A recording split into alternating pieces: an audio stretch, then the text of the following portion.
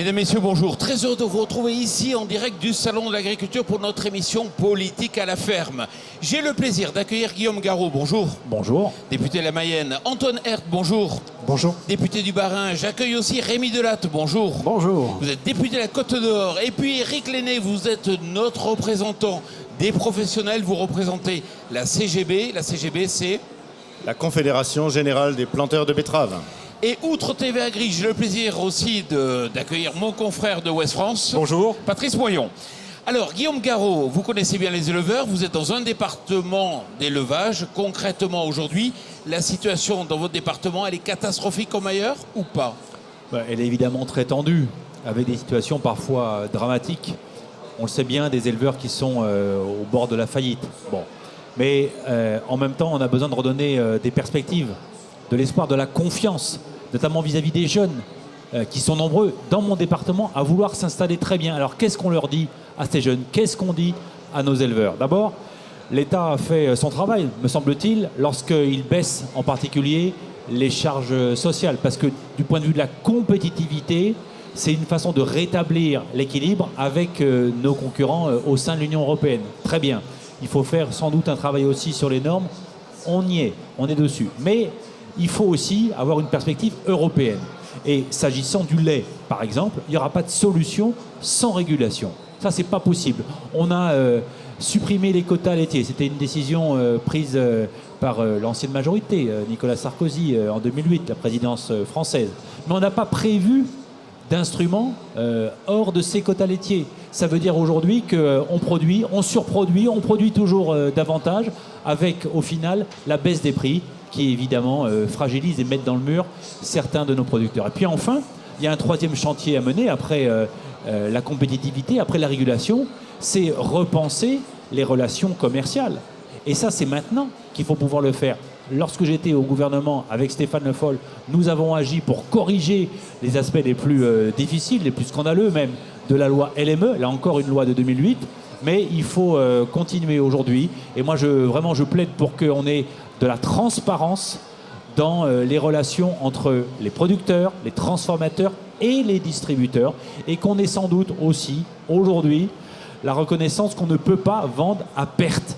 Voilà, ça c'est très important qu'on dise ça, qu'on réaffirme ça. Bref, si chacun fait son travail, y compris les filières agricoles, j'insiste là-dessus, y compris les filières qui doivent se restructurer, se réorganiser, eh bien on ouvrira des perspectives nouvelles. Antoine Herth, c'est de votre faute, la droite? C'est visiblement notre faute. Et je ne comprends pas pourquoi François Hollande ne rétablit pas les quotas laitiers, puisque vous reprochez à Nicolas Sarkozy de les avoir enlevés. Tout simplement parce que ce n'est pas la France toute seule, vous le savez très bien, qui peut décider ce genre de choses. Et j'attends que le gouvernement français aille à Bruxelles, aille poser des questions à la Commission européenne, que M. Le Foll fasse le tour des pays européens, des pays membres. C'est ce qu'il ne fait pas. C'est ce qu'il ne fait pas jusqu'à présent, malheureusement. Donc voilà, moi je veux bien entendre tout ce que vous dites, mais je crois qu'il y a une démonstration à faire de votre côté, puisque c'est vous qui êtes aux affaires. Disons les choses. La France, elle porte aujourd'hui un mémorandum. Un mémorandum pour que, par exemple, sur le lait, on puisse relever ce qu'on appelle le prix d'intervention. Ça, c'est très important. On va dire c'est le prix plancher auquel est achetée la poudre de lait. Bon, il faut que les autres pays de l'Union européenne viennent sur nos positions. Et il y a un travail de conviction à mener. Nous l'avons mené, il faut continuer. Et il y a un rendez-vous important, vous le savez bien, le 14 mars. Un conseil qui sera évidemment décisif pour l'avenir de notre agriculture. Mais qu'est-ce qu'on constate aujourd'hui en Europe? C'est que les libéraux, les ultra-libéraux, sont sans doute majoritaires au sein de l'Union européenne. Et que si on veut apporter de la régulation, eh bien, on a un sacré travail de conviction à mener, parce que c'est vrai que nos idées à nous, elles sont sans doute pas majoritaires. Et donc, il faut convaincre d'arriver à un nouvel équilibre pour qu'on ait plus de régulation, en particulier dans ces moments de crise, pour qu'on relève le prix d'intervention. C'est aussi un outil très important. Bref, pour qu'on agisse au bon niveau, et c'est le niveau européen. Patrice Moyon. Guillaume Garot, Antoine Herth.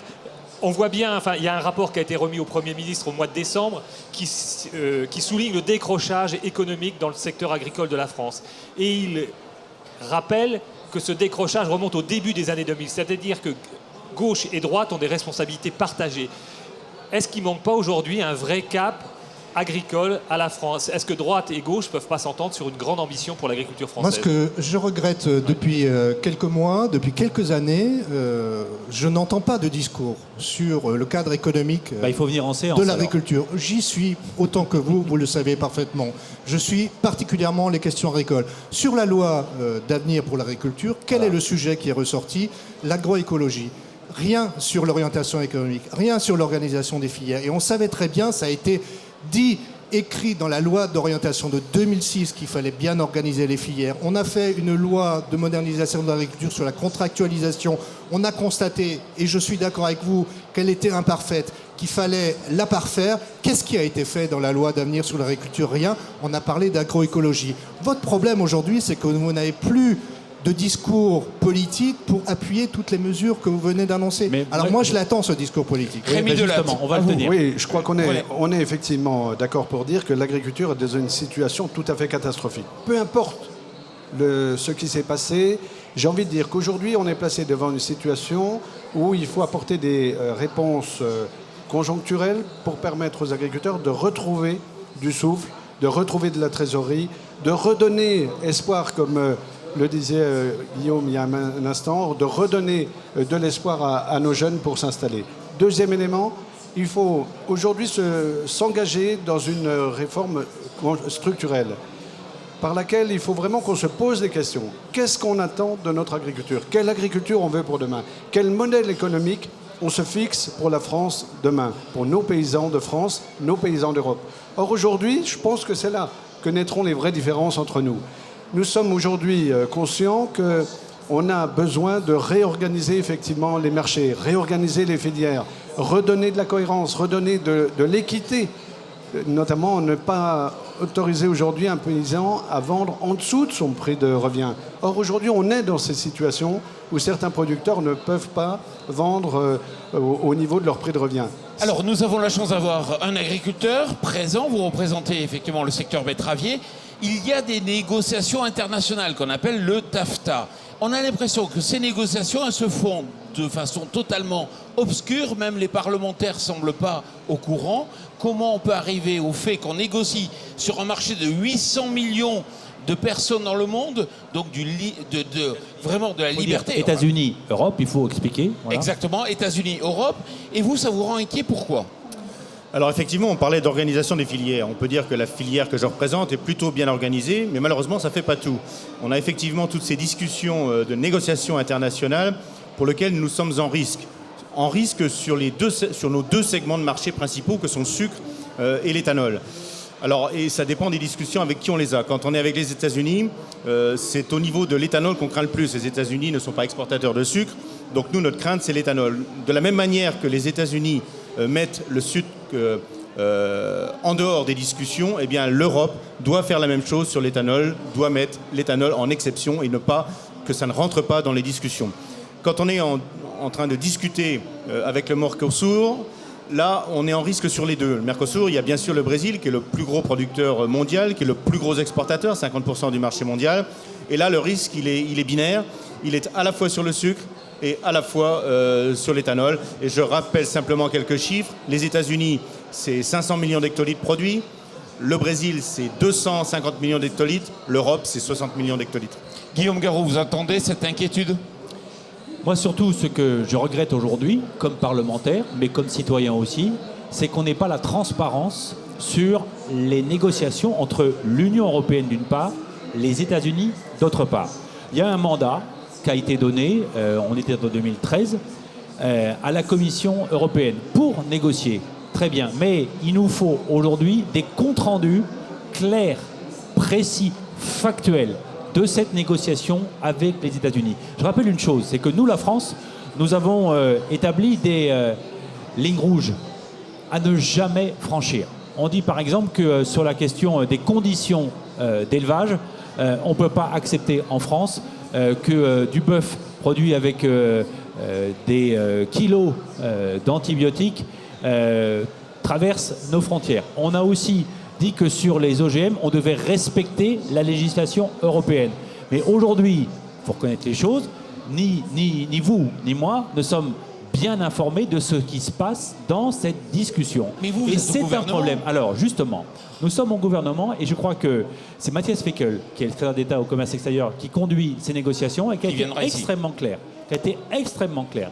Si nous n'avons pas ces comptes rendus, donc cet accès à l'information, eh bien, la France dira, nous, vous faites les discussions, mais sans nous. On stoppera, nous, la France, l'avancée des discussions tant que nous n'aurons pas accès à une information claire, citoyenne, sur ces dossiers.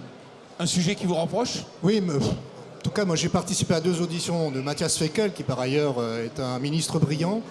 Mais j'ai quand même senti une évolution. Au début, c'était tout va bien, Madame la Marquise. Ensuite, la 2e audition, il a compris qu'il y avait un sujet. Et je pense que la 3e, eh bien, il comprendra ce que dit notre collègue, Monsieur Lenné, agriculteur, qui dit peut-être qu'il faut tout simplement sortir l'agriculture de cette négociation. On a des enjeux très forts. Oui. Dans le domaine des services, et je sais que l'Europe attend énormément pour développer le commerce du service avec les États-Unis, mais ça ne peut pas se faire au détriment du secteur agricole et agroalimentaire. On est d'accord. Patrice. Antoine Herth, justement, au mois de décembre, l'USDA, donc le département de l'agriculture américain, a rendu un rapport. La Commission européenne disait les négociations avec les États-Unis, c'est plutôt équilibré, ça avantage les 2 parties. L'USDA dit s'il y a un accord dans le domaine agricole, les États-Unis sont les grands gagnants de cet accord. Alors, est-ce qu'il faut effectivement faire le forcing pour aujourd'hui sortir l'agriculture de ces négociations, sachant que sur les barrières non tarifaires, le rapport serait de 10 milliards de dollars en faveur des États-Unis et de 2 milliards de dollars seulement en faveur de l'Europe. Est-ce que vous, par exemple, vous pensez qu'il faudrait, enfin tous les deux, est-ce qu'il faut sortir est-ce qu'il faut sortir l'agriculture de ces négociations? Je crois que le premier problème qui a été évoqué par mes 2 collègues, c'est d'abord la transparence. Et on voit bien qu'on n'a aucune transparence sur les négociations. Ceci n'est pas acceptable. L'agriculture ne doit pas être la variable d'ajustement des relations entre les États-Unis et l'Europe. Et 3e élément tout à fait important, me semble-t-il, c'est qu'il faut que la France retrouve sa place et son influence au sein de l'Union européenne. Et là, je crois que nous faisons défaut. Vous savez, il y a eu un rapport qui a été commis par nos collègues Carèche et notre collègue du groupe Les Républicains, qui dit que la France, effectivement, pas assez présente, le ministre de l'Agriculture français n'est pas assez présent. Eh bien voilà, ce à quoi on arrive aujourd'hui, c'est que la France a perdu, bien qu'elle soit le premier producteur d'Europe, a perdu de son influence dans le concert européen. Et là, je crois qu'il faut que nous soyons très vigilants. Et je pense qu'effectivement, l'agriculture mérite d'avoir une négociation à part dans toutes ces négociations internationales. En tout cas, ce qu'il faut qu'on ait à l'esprit, c'est l'équilibre général de la négociation. Parce que pourquoi on fait cette négociation? Quel est l'objectif, la visée? C'est l'idée de dire, si on diminue les barrières douanières, les barrières tarifaires, on accentuera, on augmentera le volume des échanges commerciaux et donc ça produira de la croissance et donc de l'emploi pour l'Europe comme pour les États-Unis. C'est un traité de libre-échange. Aujourd'hui, je le disais, on a la question de la transparence, chacun y revient et tant mieux, mais on n'en est pas au stade de la signature. On est juste on a commencé le travail. Donc aujourd'hui, moi je ne propose pas d'exclure l'agriculture du champ de la négociation. Je dis simplement qu'il faut borner la négociation. Il faut établir un cadre de discussion qui soit clair. Et c'est là-dessus qu'on a besoin du compte-rendu par l'Union européenne de cette négociation avec les États-Unis. Antoine Herth, en un mot, parce qu'on a un autre sujet très concret.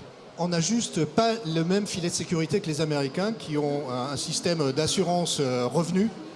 Nous, les seules assurances que nous avons en Europe qui sont en cours de développement, c'est sur les calamités agricoles, sur les... Voilà. Ils sont finalement moins libéraux que nous, ces Américains. Moi, je veux bien faire du Américains. libre-échange avec les Américains, mais je veux avoir le filet de sécurité pour mes agriculteurs. Et ça reste à construire. Je reprends la parole pour le dernier sujet. Je suis chef d'entreprise, je veux acheter des véhicules. Alors vous voyez de quoi je veux parler. Si je prends des véhicules au gasoil, ou au gazole, je peux récupérer 80% de la TVA. Si je prends des véhicules fonctionnant à l'essence, je ne peux rien récupérer. Ça vous embête, ça? Absolument, c'est une distorsion de traitement. Donc on parle bien des véhicules d'entreprise. Effectivement, il y a une différenciation de traitement entre le diesel et l'essence, ce qui fait que ça n'incite pas à acheter des véhicules essence qui pourraient rouler soit au samplon 90, samplon 95 de 10, pardonnez-moi, ou encore plus avec de l'E85 à condition qu'on puisse mettre sur ces moteurs essence des boîtiers flex-fuel. Mais pour pouvoir mettre des boîtiers flex-fuel, on a besoin que ces boîtiers soient homologués. Et ça, ça relève bien des dispositions de l'État français. On était tout à l'heure sur la politique européenne. Là, on est bien sur des mesures franco-françaises. Alors, ça n'oublie, vous êtes au gouvernement. On ne peut pas faire quelque chose? Alors, moi, je ne suis plus au gouvernement, mais je suis de la majorité. Vous faites de partie de la majorité et donc, qui est au gouvernement. Nous avons déjà fait, et notre collègue le sait bien. Ce qu'il faut redire quand même, la base, c'est que les terres agricoles, elles sont destinées à produire de l'alimentation. Et c'est quand même d'abord là-dessus qu'il faut partir. Je le dis à mon collègue. Si on fait des betteraves, c'est plutôt pour faire du sucre que de l'éthanol. En même temps, il ne faut pas priver la France de la recherche là-dessus. Parce que sinon, on ne le fait pas, d'autres pays, elles le feront. Les Américains le font déjà. Voilà. Bon, donc là aussi, il faut encadrer la recherche. Alors, qu'il faille inciter fiscalement davantage. Ça, c'est une option. C'est sur la table. En tout cas, moi, je suis prêt à regarder les choses, évidemment, de façon très concrète, mais sans jamais oublier pourquoi on produit de l'agriculture. On produit pour faire de l'alimentation. Voilà. Non, mais la question d'opposition entre l'alimentaire et le non-alimentaire n'existe pas chez nous, et encore moins, en tout cas, sur la betterave. Nous sommes en mesure de faire largement les deux. Nous exportons plus de la moitié de ce que nous produisons en sucre. Et l'éthanol est un débouché important pour la filière. Donc ne cherchons pas à opposer les productions. On est capable de faire les deux en France. Oui, quand même une petite réaction. Moi, je suis alsacien, donc à côté de l'Allemagne, je regarde ce qui se passe en Allemagne. Les Allemands consacrent 20% de leur surface à la production de biogaz. Alors en France, on dirait au scandale. Mais le résultat économique pour les entreprises, en France. Pour les entreprises, le résultat économique, c'est que sur ces 20%, ils ont un prix garanti de 220 € la tonne. Mes chers collègues, le biogaz, c'est pas exactement l'éthanol. On produit, alors que nous, en France, nous produisons des céréales que nous vendons aujourd'hui à 140 € de la tonne. Vous voyez quand même le malaise, c'est que les Allemands ont finalement un filet de sécurité que nous n'avons pas en France. Il y a beaucoup de retard à rattraper. Rémi Delatte, votre avis? Mais écoutez, moi je crois qu'effectivement, je disais tout à l'heure qu'il fallait repenser le modèle agricole. Le modèle agricole de demain, il passera bien sûr par la filière alimentaire. Et la France est à cet égard le pays probablement le mieux placé en Europe parce qu'il a toujours su s'adapter, passer d'une notion de quantité à une notion de qualité. Et qui a intégré en même temps toute la dimension écologique. Mais il ne faut pas se priver de tout le pan de recherche et de tout le pan des débouchés nouveaux qui permettront demain de faire de l'éthanol, de faire aussi des matières nouvelles et de pouvoir innover. En tout état de cause, aujourd'hui, ce qu'il faut, c'est rendre notre agriculture plus compétitive pour que les paysans de France retrouvent à la fois les revenus, qu'on puisse installer des jeunes et que la France retrouve toute la place qui doit être 10 secondes pour finir. Oui, parce qu'on parle de repenser le modèle.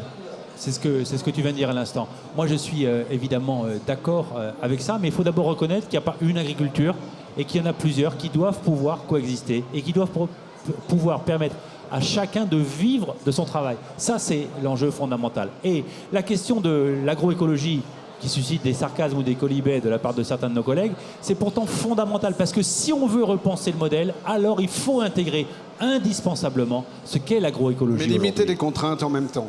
Voilà, ça sera le mot de la fin. Merci beaucoup d'être venu ici sur notre plateau télé. Puis merci à vous de nous avoir suivis.